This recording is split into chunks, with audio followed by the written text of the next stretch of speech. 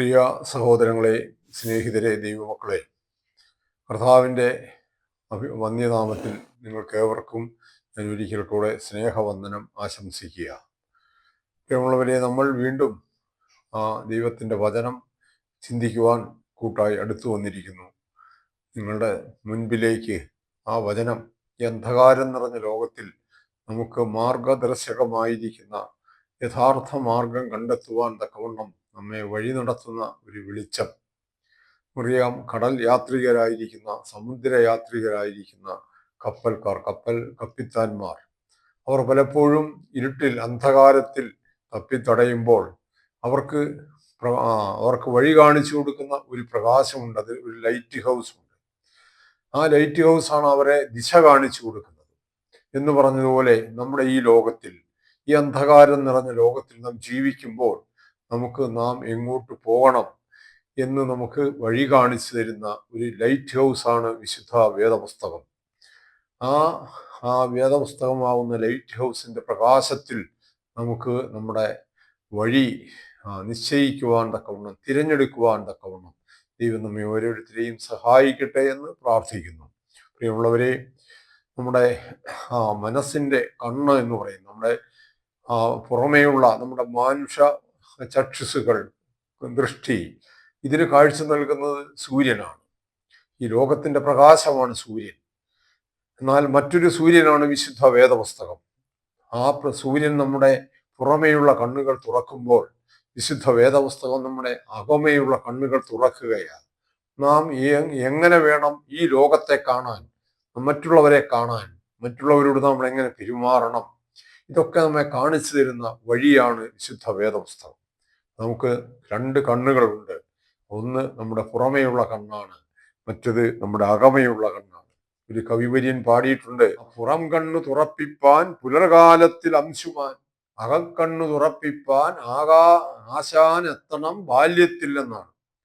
പുറം കണ്ണു തുറപ്പിപ്പാൻ സൂര്യനുദിക്കണം.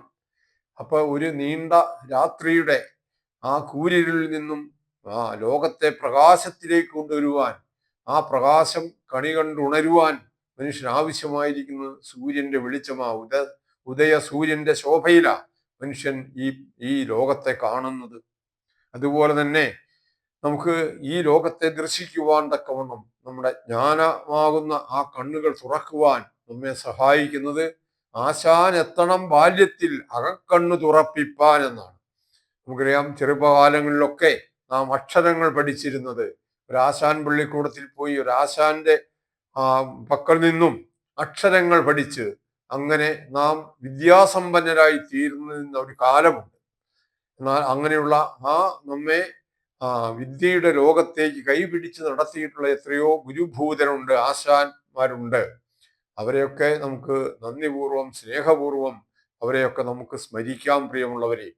എന്നാൽ അതിനേക്കാൾ ഉപരി നമുക്ക് എല്ലാം ജീവന്റെ വെളിച്ചം നൽകുന്ന, പ്രകാശം നൽകുന്ന ഈ വലിയൊരു ആശാൻ, ഒരു ലൈറ്റ് ഹൗസ് എന്നതുപോലെ തന്നെ ഒരു വലിയ ആശാനാണ് വിശുദ്ധ വേദപുസ്തകം.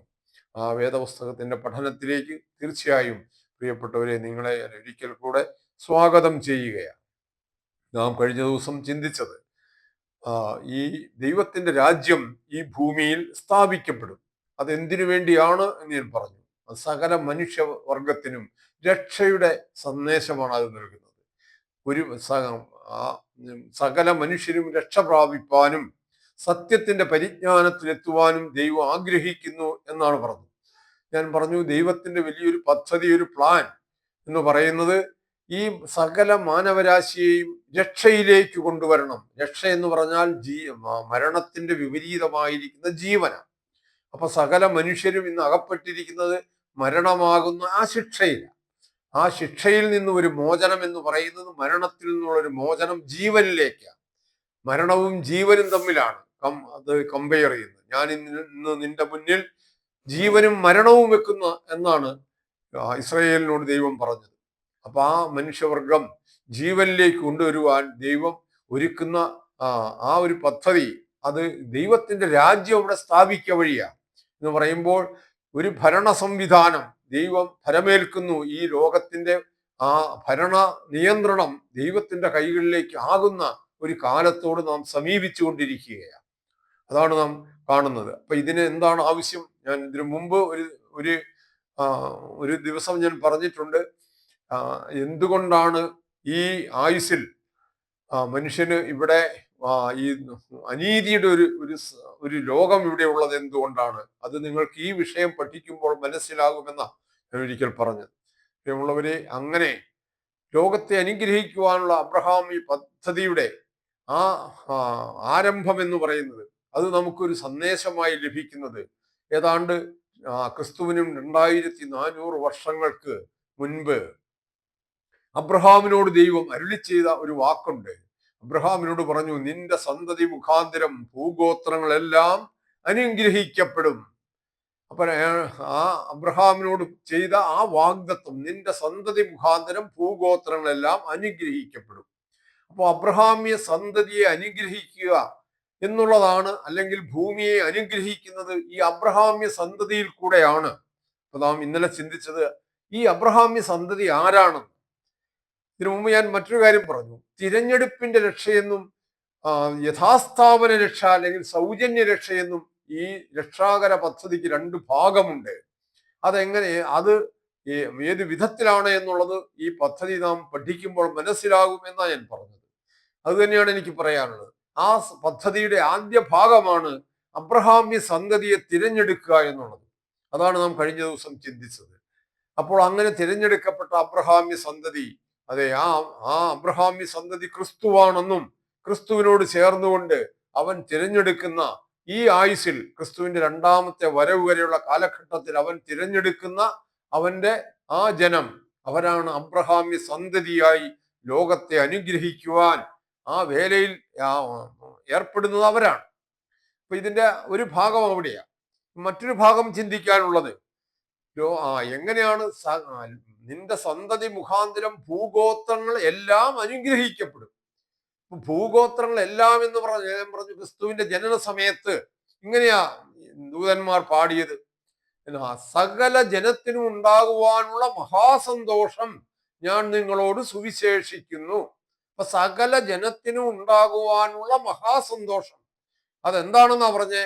ഇന്ന് ക്രിസ്തു എന്ന രക്ഷിതാവ് ദാവീദിന്റെ പട്ടണത്തിൽ നിങ്ങൾക്കായി ജനിച്ചിരിക്കുന്നു. അപ്പൊ ക്രിസ്തുവിന്റെ ജനനം സകല ജനങ്ങൾക്കും സന്തോഷം പ്രദാനം ചെയ്യുന്ന ഒന്നാണ്. എന്ന് പറഞ്ഞാൽ അവർക്ക് ആ മരണത്തിൽ നിന്നും ജീവനിലേക്ക് കടന്നു വരുവാനുള്ള ഒരു വഴിയാണത് ഒരുക്കിയിരിക്കുന്നത്, അതിന്റെ മാർഗമാണ്. അപ്പോൾ നാം കാണുക, ഈ സകല ജനങ്ങളെയും ജീവനിലെത്തിക്കുക, രക്ഷ പ്രാപിക്കുക എന്നുള്ള ദൈവത്തിന്റെ പദ്ധതി, അത് നടപ്പാക്കാൻ വേണ്ടത് ആദ്യത്തെ പടി ഈ അബ്രഹാമ്യ സന്തതിയുടെ രൂപീകരണമാണ്. അടുത്ത നാം ഒന്ന് ചിന്തിക്കുക, എങ്ങനെയാണ് സകല ജാതികളെയും രക്ഷയിലേക്ക് കൊണ്ടുവരുന്നത്? ഇന്ന് ഏതാണ്ട് 6000 വർഷങ്ങൾ കഴിഞ്ഞു മനുഷ്യൻ സൃഷ്ടിക്കപ്പെട്ടിട്ട്. അപ്പൊ അന്ന് മുതൽ ഇന്ന് വരെയും ജനിച്ചു മരിച്ചിരിക്കുന്ന ജനകോടികളുണ്ട്. അവരെല്ലാവരും നമ്മുടെ ചിന്താഗതി, ഇന്നത്തെ ചിന്താഗതി അനുസരിച്ച് മരിച്ചു പോയിരിക്കുന്നവരെല്ലാവരും ഇന്ന് എവിടെയാണ്? ഒന്നുകിൽ നീതിമാന്മാരാണെങ്കിൽ സ്വർഗത്തിൽ ദൈവത്തിന്റെ സന്നിധിയിലാണ്, പാപികളാണെങ്കിൽ അഗ്നി തടാകത്തിൽ, അഗ്നി നരകത്തിലോ ശുദ്ധീകരണ സ്ഥലത്തോ ഒക്കെയാണ്. ഇല്ലെങ്കിൽ അവർ ഏതെങ്കിലും ഒരു പുനർജന്മ സിദ്ധാന്തത്തിൽ കൂടെ മറ്റ് ജീവികളായി അവരിപ്പോ നടക്കുകയാണ്. അപ്പൊ പിന്നെ പുനരുത്ഥാനം എന്ന് പറയുന്നതിന്റെ ആവശ്യം എന്താ? ഇപ്പൊ ക്രൈസ്തവർ പറയുന്നു, നീതിമാന്മാരാണെങ്കിൽ ദൈവത്തിന്റെ സന്നിധിയിലുണ്ട്, തിന്മ ചെയ്തവരാണെങ്കിൽ അവര് നിത്യ നരകത്തിന് അവർ വിധിക്കപ്പെട്ട് അവിടെ ആ തടവറയിൽ കഴിയുകയാണ്. പിന്നെ എന്തിനാണ് പുനരുത്ഥാനം എന്ന് പറയുന്നത്? അവർ ചിന്തിക്കുന്നത് പുനരുത്ഥാനം എന്ന് പറയുന്നത് ശരീരത്തിന്റെ പുനരുത്ഥാനമാണെന്നാ. എന്താവശ്യമാ? ആത്മജീവിയായി സ്വർഗത്തിൽ കഴിയുന്ന മനുഷ്യരെ, ആ മനുഷ്യാത്മാക്കളെ വീണ്ടും ഈ നഷ്ടപ്പെട്ടു പോയ ശരീരത്തിലേക്ക് അത് പുനർനിർമ്മിച്ച് ആ ശരീരത്തിൽ കൊണ്ട് കുടിയിരുത്തുന്നത് എന്തിനാ? ഈ ശരീരത്തോടുകൂടെ ഇവർക്ക് സ്വർഗത്തിൽ പോകാൻ സാധിക്കില്ലല്ലോ. അങ്ങനെ ആയിരുന്നെങ്കിൽ മരിക്കാതെ തന്നെ ഇത് ഉടലോടെ സ്വർഗത്തിലേക്ക് പോയാൽ മതിയായിരുന്നല്ലോ. ഇനി നരകത്തിൽ കഴിയുന്ന പാപികളാണെങ്കിൽ അവരെ ആ നരകത്തിൽ നിന്നും മടക്കി കൊണ്ടുവന്ന് ഇങ്ങനെ ഒരു ശരീരത്തിൽ അവരെ പുനഃപ്രതിഷ്ഠിക്കുന്നത് എന്തിനാ?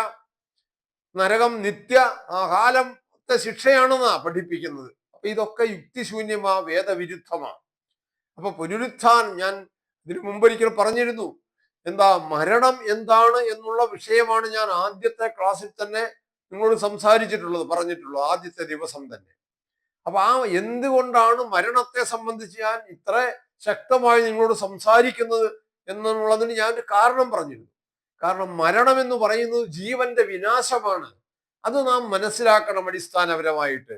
ആത്മാവെന്ന് പറയുന്നത് മനുഷ്യൻ തന്നെയാണ് ആത്മാവ്.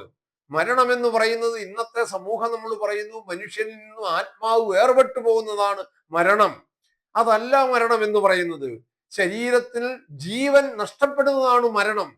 മരണം എന്ന് പറഞ്ഞാൽ എന്നേക്കുമായ ഇല്ലായ്മയാണ്. ഇത് വേദപുസ്തകത്തിൽ 100 വേദഭാഗങ്ങളുണ്ട്. നീ ചെല്ലുന്ന പാതാളത്തിൽ അറിവില്ല, സൂത്രമില്ല, ജ്ഞാനമില്ല എന്നാ പറയുന്നത്. ജീവിച്ചിരിക്കുന്നവർ തങ്ങൾ മരിക്കുമെന്നറിയുന്നു, മരിച്ചവരോ ഒന്നും അറിയുന്നില്ല. നിങ്ങൾ പ്രഭുക്കന്മാരിൽ ആശ്രയിക്കരുത്, സഹായിപ്പാൻ കഴിയാത്ത മനുഷ്യപുത്രനും അരുതേ. അവന്റെ ശ്വാസം പോകുന്നു, അവൻ മണ്ണിലേക്ക് തിരിയുന്നു, അന്ന് തന്നെ അവന്റെ നിരൂപണങ്ങൾ നശിക്കുന്നു. ആദാമിനോട് പാപം ചെയ്ത അനുസരണക്കേട് കാണിച്ച് ആദാമിനോട് പറഞ്ഞു, നീ പൊടിയാകുന്നു, പൊടിയിലേക്ക് തിരികെ ചേരും. അപ്പൊ മരണത്തിന്റെ അവസ്ഥ ഇതാ. അല്ലാതെ മരണത്തിൽ നാം മറ്റൊരു ലോകത്ത് ജീവനിലായിരിക്കുക എന്നുള്ളതല്ല. അങ്ങനെയാണെങ്കിൽ ദൈവത്തിന്റെ ഈ പദ്ധതി നടപ്പാക്കുക വിഷമാ, അത് യുക്തിപൂർവമല്ല. അതുകൊണ്ടാണ് ഞാൻ അന്ന് പറഞ്ഞത്. കാരണം പുനരുത്ഥാനം വഴിയാണ് മനുഷ്യന്റെ പ്രത്യാശ എന്ന് പറയുന്നത് പുനരുത്ഥാനമാണെന്ന് അപ്പോസ്തലൻ വളരെ വ്യക്തമായി നമ്മളോട് പറയുന്നുണ്ട്. മരിച്ചവർ ഉയർക്കുന്നില്ല എങ്കിൽ ഞങ്ങളുടെ പ്രസംഗം വ്യർത്ഥം, നിങ്ങളുടെ വിശ്വാസവും വ്യർത്ഥം എന്നാ പറഞ്ഞേ.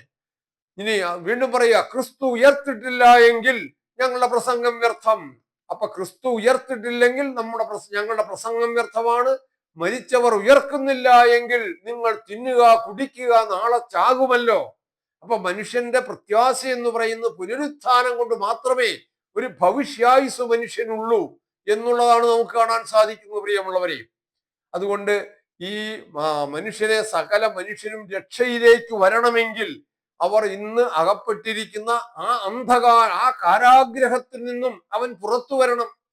മരണമാകുന്ന ആ കാരാഗ്രഹത്തിൽ, ശവക്കല്ലറയാവുന്ന കാരാഗ്രഹത്തിൽ മരണമാകുന്ന പാശങ്ങൾ കൊണ്ട് ബന്ധിതനായി അവൻ കിടക്കുകയാണ്.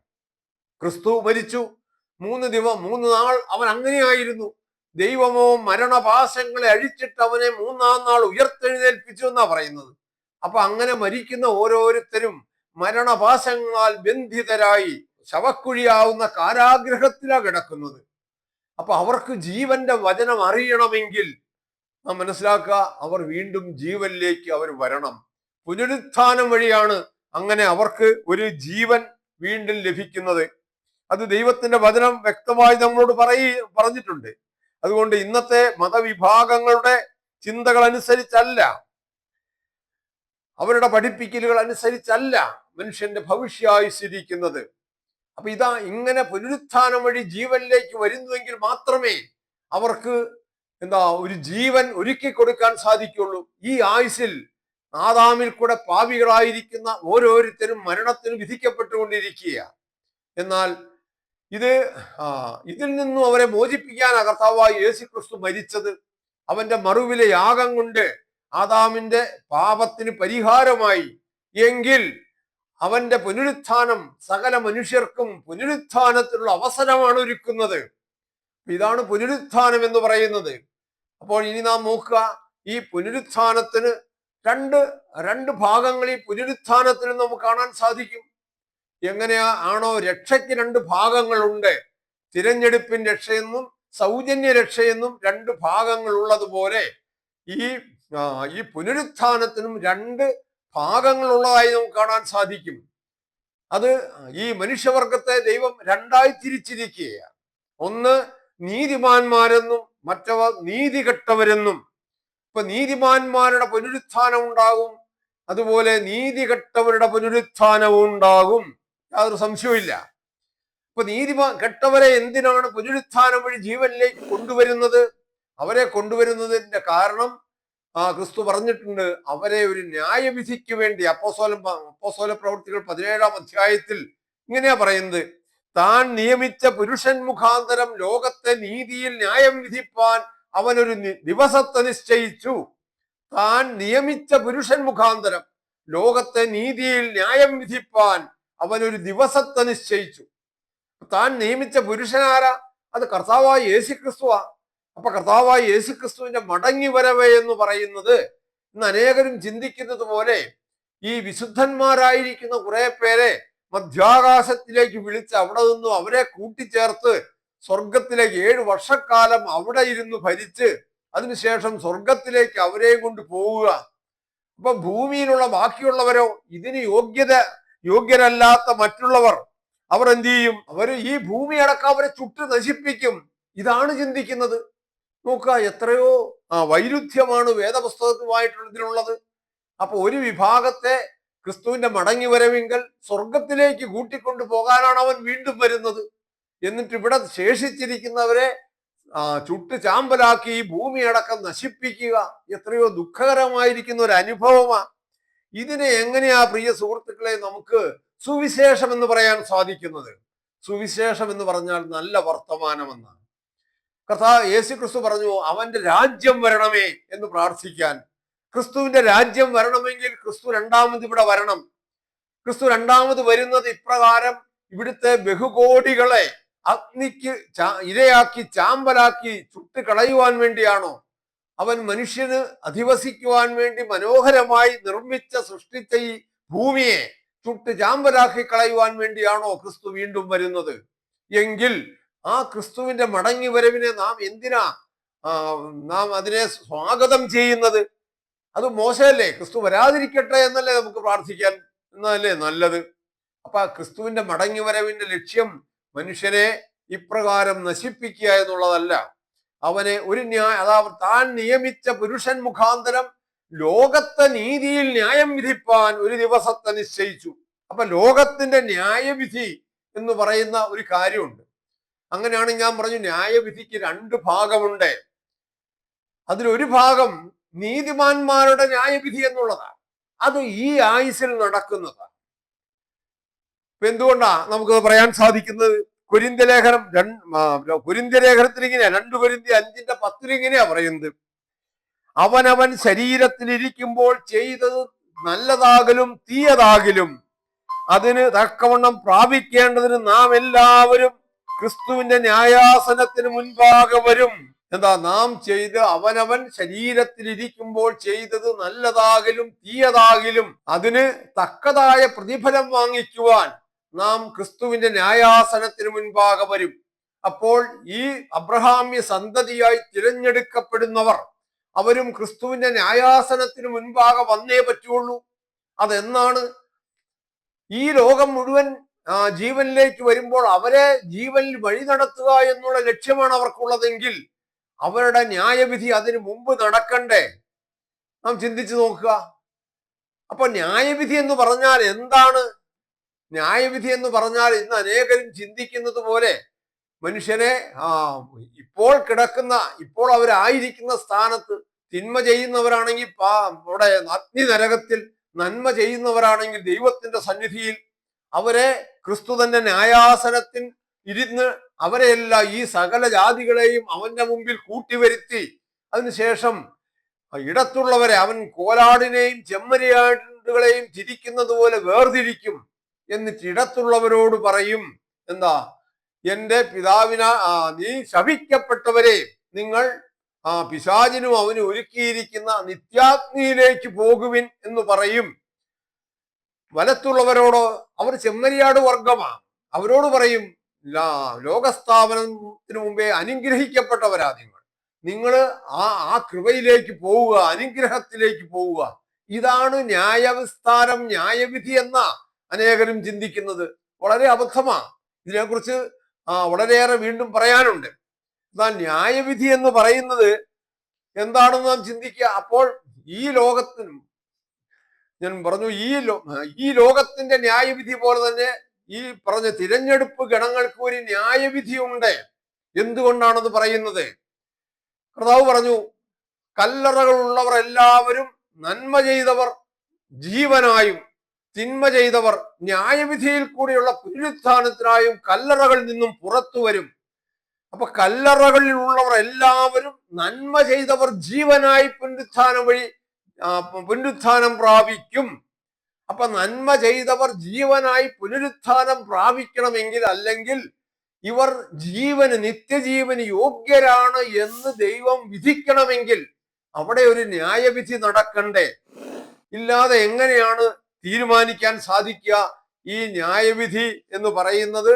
അല്ലെങ്കിൽ ഇവര് നിത്യജീവന് യോഗ്യരാണ് എന്ന് എങ്ങനെ തീരുമാനിക്കാൻ പറ്റും? അപ്പോൾ അവരുടെ ന്യായവിധിയുടെ കാലം കേവലം ഈ ക്രിസ്തുവിന്റെ മുമ്പിൽ വന്നിരിക്കുന്ന 24 മണിക്കൂർ എന്നുള്ളതല്ല. അവരുടെ ഈ ന്യായവിധിയുടെ കാലം ഒരു മനുഷ്യന്റെ ജീവിതകാലം മുഴുവൻ. അവൻ എന്ന് ക്രിസ്തുവിനെ രക്ഷിതാവായി സ്വീകരിച്ചു, അവന് പുതിയ സൃഷ്ടിയായി തീർന്നു, അന്ന് മുതൽ മരണം വരെയും അവൻ ന്യായവിധിയുടെ കാലമാണ്. അപ്പൊ ന്യായവിധി എന്ന് പറഞ്ഞാൽ വെറും ശിക്ഷ വിധിക്കുക എന്നുള്ളതല്ല. ന്യായവിധിയുടെ പ്രധാന ഘടകം എന്ന് പറയുന്നത്, അതിന്റെ ആ ചാനൽ എന്ന് പറയുന്നത് എന്താണ്? ന്യായം വിധിക്കുക, ഇവൻ തെറ്റ് ചെയ്തോ ഇല്ലയോ എന്നുള്ളതാണ്. അവൻ തെറ്റ് ചെയ്യണമെങ്കിൽ എന്തിനാ? ഒരു നിയമത്തിന് എതിരായിട്ടാ അവന് തെറ്റ്. നിയമമില്ലാത്തടത്ത് നിയമലംഘനമില്ല. പാപം ചെയ്യരുത് എന്നുള്ള ആ നിയമം ഉണ്ടായത് കൊണ്ടാ, അല്ലെങ്കിൽ ഈ വൃക്ഷത്തിന്റെ ഫലം ഭക്ഷിക്കരുത് എന്നൊരു നിയമം ആദാമിന് കൊടുത്തത് കൊണ്ടാ അവനത് ഭക്ഷിച്ചപ്പോൾ അത് പാപമായി തീർന്നത്. അപ്പൊ ഇതുപോലെ നിയമം ലഭിക്കണം ആദ്യം. അപ്പോൾ എന്ത് ചെയ്യണം? ഇവർക്കെല്ലാവർക്കും ജീവനിലെത്തുവാനുള്ള മാർഗം എന്താണ്, അവർ നടക്കുന്ന വഴി ഏതാണെന്ന് അവർക്ക് കാണിച്ചു കൊടുക്കണം. അതാണ് ആ നിയമം അവർക്ക് ലഭിക്കുക. അതിനുശേഷം അവർ ആ നിയമം പാലിക്കുന്നുണ്ടോ എന്നുള്ളത് പരിശോധിക്കണം. ചിലപ്പോൾ ജീവിത കാലഘട്ടത്തിൽ വീഴ്ചകളും പോരായ്മകളും ഉണ്ടാകാം. എങ്കിൽ ആ പോരായ്മകളെ പരിഹരിക്കുവാൻ തക്കവണ്ണം എബ്രായ ലേഖനത്തിൽ പറയും, നിങ്ങൾ മക്കളായതുകൊണ്ട് എന്താ ദൈവം നമ്മെ ശിക്ഷിക്കുന്നു. ബാലശിക്ഷ ഏൽക്കാത്ത മക്കൾ എവിടെയാ ഉള്ളത്? അവൻ ബാലശിക്ഷ ഏൽക്കുന്നില്ല എങ്കിൽ അവൻ പുത്രനല്ല, മകനല്ല, അവനൊരു ജാരസന്തതിയാണ്, അവൻ കൗലടേനത്രയെന്നാ പറയുന്നത്. അപ്പോൾ നമ്മുടെ ഈ തിരഞ്ഞെടുക്കപ്പെടുന്ന അബ്രഹാമ്യ സന്തതി എന്ന ആ വിഭാഗത്തിൽ വരുന്നവരുടെ ന്യായവിധി ഈ ആയുസ്സിലാണ് നടക്കുന്നത്. അത് കേവലം 24 മണിക്കൂർ കൊണ്ട് തീരുന്ന ഒന്നല്ല. അവന്റെ വിശ്വാസ ജീവിതം, ഞാൻ നേരത്തെ പറഞ്ഞതുപോലെ അപ്പോസ്തലൻ പറഞ്ഞു, ഞാൻ നല്ല പോർ പൊരുതു, വിശ്വാസം കാത്തു, എൻ്റെ ഓട്ടം തികച്ചു. അങ്ങനെ പറയാൻ സാധിക്കണം. നാം നല്ല പോർ പൊരുതിക്കൊണ്ടിരിക്കുക. ആ ഓട്ടത്തിൽ നല്ല പോർ പൊരുതു, എൻ്റെ ഓട്ടം തികച്ചു. അപ്പൊ അവിടെ നാം നമ്മുടെ പട വെട്ടുമ്പോഴേ അവിടെ നമുക്ക് പരാജയങ്ങൾ ഉണ്ടാകാൻ പാടില്ല. അവിടെ നാം നിയമപ്രകാരം നാം പടവെട്ടണം. അപ്പൊ ഈ തിരഞ്ഞെടുപ്പ് ഗണങ്ങൾ എന്ന് പറയുന്ന ആ വിഭാഗത്തിന്റെ തിരഞ്ഞെടുപ്പിൻ രക്ഷയിലേക്ക് വരുന്നവരുടെ ആ ന്യായവിധി ഈ ആയുസ്സിൽ നടക്കുകയാണ്. അതുകൊണ്ടാണ് ആ ന്യായവിധിയിൽ വിജയിച്ചത് കൊണ്ടാണ് അവർക്ക് നിത്യജീവന് നീ അർഹനാണ് എന്നുള്ള ഒരു വിധി ഉണ്ടായത്. അതാണ് ന്യായമായ വിധി. ന്യായവിധി എന്ന് പറഞ്ഞാൽ അതാണല്ലോ ന്യായമായ വിധിയാണ്. അപ്പോൾ അവരെന്തിന് യോഗ്യര? അവർ പുനരുത്ഥാനം പ്രാപിച്ച് കല്ലറയിൽ നിന്ന് വരുന്നത് ഇനിയൊരു ന്യായവിധിയെ നേരിടാനില്ല. അവർ ഈ ആയുസ്സിൽ അവർ ദൈവത്തിന് അനുയോജ്യമായ രീതിയിൽ, ദൈവത്തിന് പ്രീതികരമായ രീതിയിൽ, ദൈവനീതിക്ക് നിരക്കുന്ന രീതിയിൽ അവർ ജീവിച്ചുവെങ്കിൽ അതിന്റെ ഫലമായ പ്രതിഫലം വാങ്ങുവാൻ വേണ്ടിയാ, അത് നിത്യജീവനാ. അതിനുവേണ്ടിയാ അവർ വരുന്നത്. എന്നാൽ ഇപ്രകാരം ഈ തിരഞ്ഞെടുപ്പ് ഗണം അല്ലെങ്കിൽ ഈ അബ്രഹാമ്യ സന്തതി ആകാൻ അവസരം ലഭിക്കാത്തവർ, അത് ഈ ആയുസ്സിൽ അങ്ങനെയുള്ള വിളികൾ നിഷേധിക്കുന്നവർ, നമുക്കറിയാം ക്രിസ്തു ഇവിടെ വന്നിട്ട് 2000 വർഷം കഴിഞ്ഞിട്ടേ ഉള്ളൂ. ക്രിസ്തുവിനെ കുറിച്ച് കേൾക്കാത്തവർ അതിനു മുമ്പുള്ള 4000 വർഷം ജീവിച്ചിരുന്നവരും ക്രിസ്തുവിനെ കുറിച്ച് കേൾക്കാത്തവരാ. അവർ ക്രിസ്തുവിനെ കേട്ടിട്ടില്ല എന്നുള്ളതിന്റെ പേരിൽ അവരെ എക്കാലത്തേക്കും ഒരു വലിയ ശിക്ഷയ്ക്ക് വിധിച്ച് വിടാൻ എന്നത് നീതിയല്ല. ദൈവത്തെ സംബന്ധിച്ച് പറഞ്ഞാൽ ദൈവം നീതിമാനാണ്. ദൈവത്തിന്റെ ന്യായവിധികൾ നീതിപൂർണമായിരിക്കും, യാതൊരു സംശയവുമില്ല. അപ്പോൾ അവര് ഈ കാലഘട്ടത്തിൽ ഒന്നും ക്രിസ്തുവിനെ അവർക്കറിയുവാൻ അവർക്ക് അവസരം ലഭിച്ചിട്ടില്ല. അവസരം ലഭിച്ചവർ തന്നെയും പലരും പൂർണ്ണമായും ക്രിസ്തുവിനെ സ്വീകരിച്ച് അവരൊരു വിശ്വാസ ജീവിതം നയിക്കാൻ അവർക്ക് സാധിച്ചിട്ടില്ല. അപ്പൊ അതുകൊണ്ട് ഇതൊന്നും മനഃപൂർവമായൊരു കാരണമല്ല. ക്രിസ്തുവിനെ സ്വീകരിക്കാതിരുന്നവർ, ക്രിസ്തുവിനെ അറിയാതിരുന്നവർ, അവരെ ക്രിസ്തുവിനെ അറിയിച്ചു കൊടുക്കുക എന്നുള്ളതാണ് ഈ ന്യായവിധിയുടെ കാലത്ത് ദൈവം ചെയ്യുന്നത്. അതാ പറഞ്ഞ് താൻ നിയമിച്ച പുരുഷൻ മുഖാന്തരം ലോകത്തെ നീതിയിൽ ന്യായം വിധിപ്പാൻ അവൻ നിശ്ചയിച്ച ദിവസം, അത് 1000 വർഷം നീണ്ടു നിൽക്കുന്ന ഒരു സഹസ്രാബ്ദ യുഗമെന്നാണ് അതിനെ പറയുന്നത്. അപ്പൊ അവിടെ എന്ത് ചെയ്യും? ഈ മനുഷ്യർ പുനരുത്ഥാനം പ്രാപിച്ചു വരുമ്പോൾ അവർ തിന്മ ചെയ്തവർ ന്യായവിധിയിൽ കൂടെയുള്ള പുനരുത്ഥാനത്തിന് കല്ലറയിൽ നിന്നും പുറത്തു വരുമെന്നാണ്. അപ്പൊ അവർ ജീവന് യോഗ്യരാണോ ഇല്ലയോ എന്ന് അന്തിമമായി തീരുമാനിക്കുന്നത് ഈ ന്യായവിധിയുടെ അവസാനത്തിലാണ്. അവർക്ക് നൽകപ്പെടുന്ന ദൈവത്തിന്റെ വചനമനുസരിച്ച് അവർ ജീവിക്കാൻ അവർക്ക് സാധിക്കുന്നുണ്ടോ എന്നുള്ളത് അവരെ പരിശോധിക്കുന്നതാണ്. അപ്പൊ താൻ നിയമിച്ച പുരുഷൻ മുഖാന്തരം ലോകത്തെ നീതിയിൽ ന്യായം വിധിക്കുന്നു. അപ്പൊ ഈ ന്യായവിധിയുടെ സ്വഭാവം എന്ന് പറയുന്നത് മനസ്സിലാക്കുക. ഒരിക്കലും ഞാൻ പറഞ്ഞു മുമ്പേ, എന്താ, ഈ ന്യായവിധി വലിയൊരു ശിക്ഷാവിധിയല്ല, ന്യായമായ വിധിയാണ്. അതിനെന്താ? ദൈവത്തിന്റെ സ്വഭാവം തന്നെ അതിന് തെളിവാണ്. ദൈവം നീതിമാനാണ്, ദൈവം സ്നേഹവാനാണ്. അപ്പൊ തന്നെ അറിഞ്ഞിട്ടില്ല, നമുക്ക് ജീവനിൽ എത്താൻ മനുഷ്യന്റെ മുമ്പിൽ ദൈവം വെച്ച ഒരൊറ്റ പ്രമാണമേ ഉള്ളൂ, ഒരൊറ്റ വഴിയേ ഉള്ളൂ. അവൻ ക്രിസ്തുവിനെ അറിയണം. ക്രിസ്തുവിനെ അറിയുക എന്ന് പറയുമ്പോൾ എന്താ? ക്രിസ്തുവിനെ രക്ഷിതാവായി സ്വീകരിക്കുക എന്ന് പറയുമ്പോൾ എന്താ? അതിൽ നാം ഒരു പാപിയാണെന്ന് സ്വയം അംഗീകരിച്ചുകൊണ്ട് നമ്മുടെ നീതി പ്രവർത്തികളൊന്നും നമുക്ക് ജീവൻ നൽകാൻ പോരുന്നതല്ല. നാം നടത്തുന്ന നേർച്ച കാഴ്ചകളോ പുണ്യപ്രവർത്തികളോ പുണ്യസ്ഥലങ്ങളുടെ സന്ദർശനങ്ങളോ നമ്മെ ജീവനിലെത്തിക്കാൻ പോരുന്നതല്ല. പിന്നെയോ കർത്താവായ യേശു ക്രിസ്തുവിനെ വിശ്വസിക്കുക. അപ്പൊ ഞാൻ പാപിയാണ് എന്നുള്ള ആ ഒരു പാപബോധം ഒരുവനിൽ ഉണ്ടാകുക, അതാണ് ഏറ്റവും വലിയ ആവശ്യം. രണ്ടാമത്, ക്രിസ്തുവിനെ രക്ഷകനായി സ്വീകരിക്കുമ്പോൾ നാം അവന്റെ വഴികളിൽ കൂടെ നടക്കാൻ നാം ബാധ്യസ്ഥരായി തീരും. ഇല്ല എങ്കിൽ ഒരിക്കലും അവന്റെ ശിഷ്യരായി തീരാൻ നമുക്ക് സാധിക്കില്ല. മഹാത്മജി അഹിംസയുടെ പ്രവാചകന, അഹിംസയുടെ മഹാത്മജിയെ ഗുരുവായി സ്വീകരിക്കുന്നവർ അവർ അഹിംസ തത്വത്തിൽ വിശ്വസിക്കുന്നവരായിരിക്കണം. അല്ലാതെ ദിവസം കൊലകൾ കാണുന്നവരെ തല്ലിക്കൊന്നതിന് ശേഷം അല്ലെങ്കിൽ കുത്തിക്കൊന്നതിന് ശേഷം ഞാൻ മഹാത്മാഗാന്ധിയുടെ അനുയായിയാണ് എന്ന് പറയുന്നതിൽ അർത്ഥമുണ്ടോ?